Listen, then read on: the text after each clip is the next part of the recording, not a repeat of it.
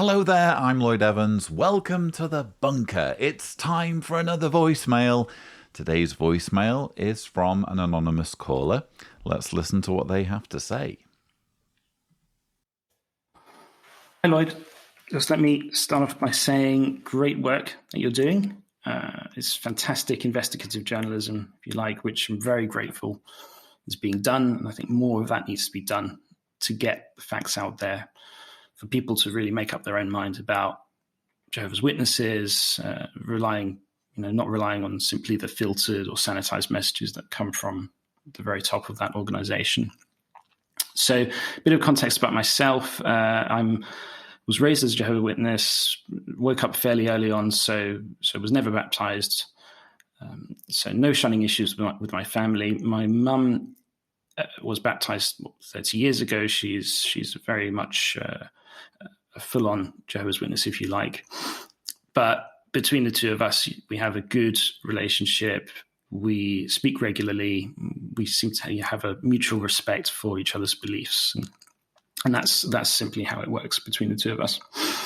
So I'm not sure how I came across your channel, actually, but I came across it about a month ago. I chalked that up to YouTube doing its thing with its algorithm and just ended up finding your videos.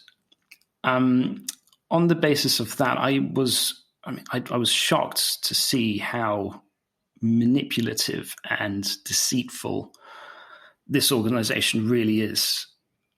Thinking, just as an example, David Splain making excuses for settlements, and it's clearly he's alluding to child abuse cases. Absolutely set off so many alarm bells, and I think it would for many objective people who have their own minds to think things through. So I'm much more of a mindset now to, if you like, try to wake up my mum from this delusion.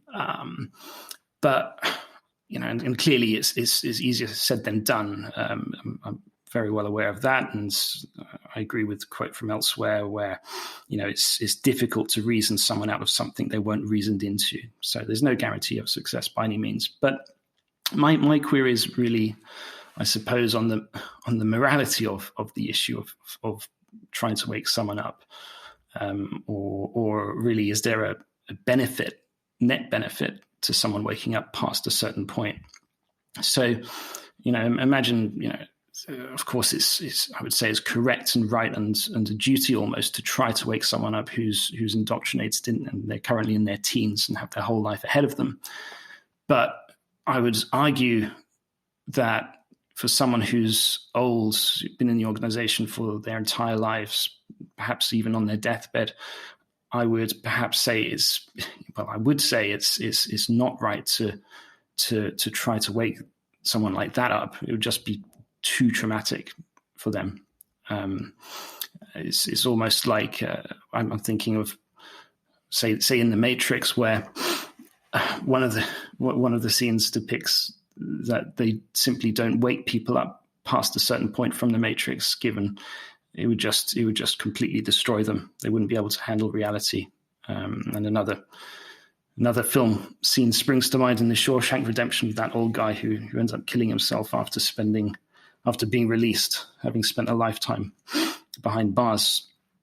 So I suppose if I try to distill all of this, really, my question is, do you think that there is a cutoff after which it's better for someone not to wake up? And if so, how would you evaluate the criteria for that cutoff? I think there'd clearly be an age/duration as a Jehovah's Witness component, perhaps amongst other things. But keen to know your thoughts here. Thank you. Thank you. What an interesting question. It's one I've heard before, but I don't think I've tackled this question directly on the channel, at least not in voicemails, at least that I can remember. I might have touched on it before, but I really appreciate how straightforwardly you approach, as you call it, the morality of waking up, and almost trying to codify based on your experience, whether there is a point at which, or a cutoff, as you put it, where the cost benefit analysis doesn't square up, and it would be better to leave someone inside as a Jehovah's Witness. You are obviously drawing on your own experience as someone who has a good relationship with your Jehovah's Witness mother. You don't mention, and I wouldn't expect you to mention, your mother's age, but maybe it could be that your mother reaches this situation of being quite old or advanced in years.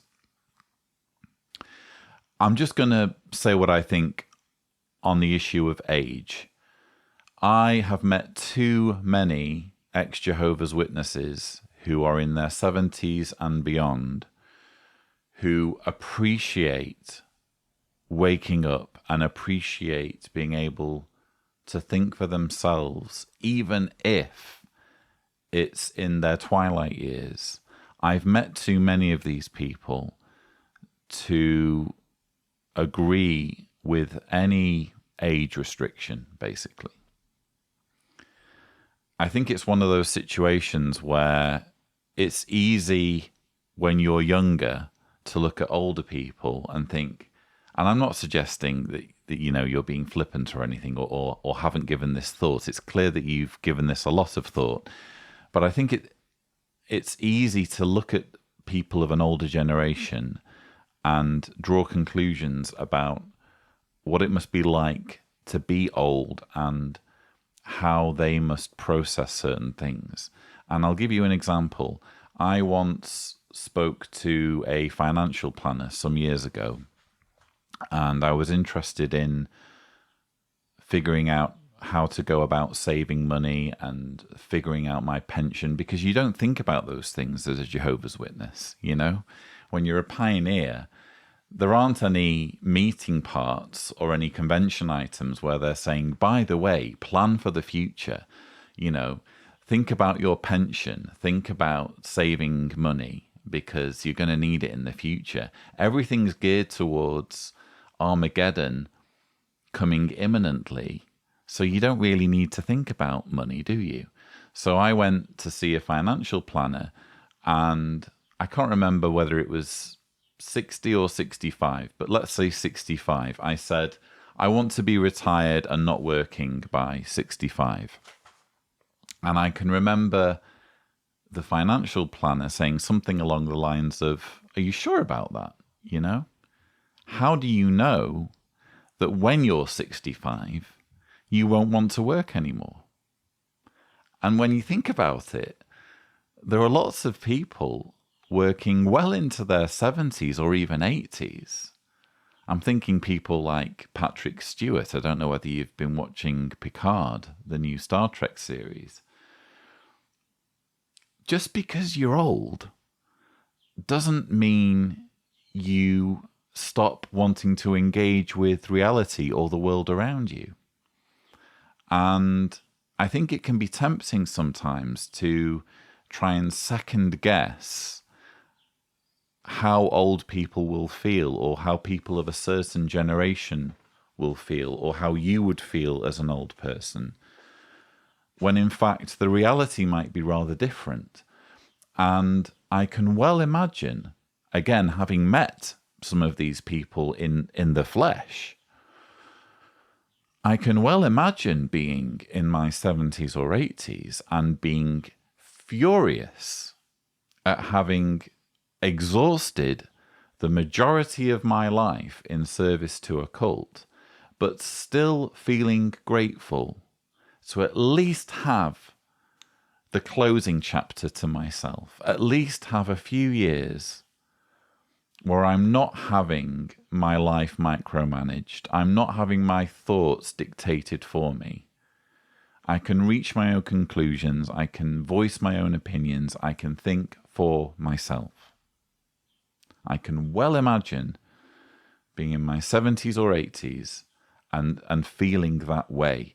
And I'll wager that there will be people of that generation watching this very voicemail, nodding along, saying that's exactly how it is.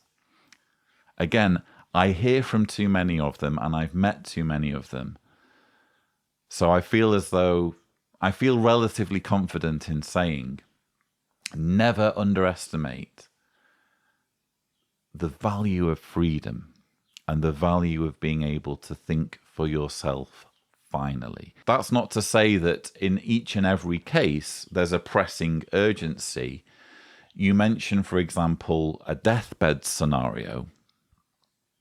I think, in that extreme scenario of someone's life literally ebbing away and we're down to hours, minutes, or seconds, well, then it would be a bit cruel,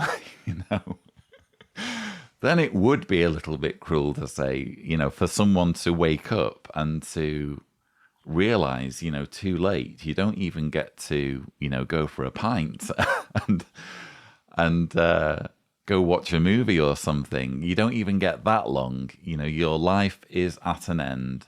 Too late. You wasted it in a cult. I think that would be, in that extreme scenario, a bit cruel. But if you've got, let's say, a few years or even a few months to finally think for yourself, to enjoy going out with a bang, don't underestimate the value of that. Again, in the case of your own mother, you will know best what's in her interests. You have a good relationship with her. Hopefully you've seen enough of my videos to know that it's not as simple as just explaining to your mother that she's in a cult. You even say that yourself. How do you reason someone out of something that they were never reasoned into? This is a journey that your mother would need to go on voluntarily and of her own free will. I guess it's for you to weigh up your relationship, weigh up the pros and cons, and approach the situation with due caution, with realistic expectations, managing your own expectations, and with as much kindness and respect as possible. It's for you to decide, really, how you deal with things with your mother, if at all. I think if I were in your shoes, without knowing your exact situation, I would probably want to be honest about my thoughts without there being any expectation or demand that my mother join me in sharing my opinions. I wouldn't be saying, look, you need to get out of this, or there are going to be issues between us. I would want to make it very clear that my love is unconditional and I will continue to love and respect my mother no matter what she believes, even if she continues to be a Jehovah's Witness. It's just that I have been doing some research, I have been thinking about things, and I've had certain information brought to my attention. If she wants to talk about it, we can talk about it. If she doesn't want to talk about it, we won't talk about it. But suffice to say, the Jehovah's Witness religion has plummeted in my estimations. And if she's ever interested in having an honest conversation about it, I'd be fascinated to hear her thoughts. Something along those lines. Again, you need to navigate this situation as you see fit. There's no way that anyone else can advise you on that. But I would be very, very reticent to stipulate at what point there is a cutoff, if any, when it comes to waking up. Certainly based on age. I can understand people feeling that way. I think it's a very justifiable concern to have. But again, I've just met way too many people who are advanced in years and value their freedom, no matter how short that period of freedom may be in relation to their lifespan.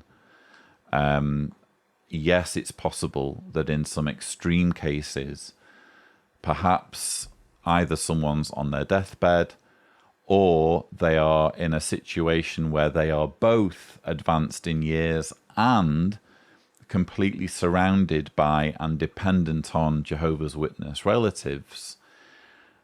I can imagine there being situations where it's sufficiently complicated for them, or it would sufficiently distress them or complicate their lives for it to be problematic, shall we say. But again, don't underestimate the value of mental freedom.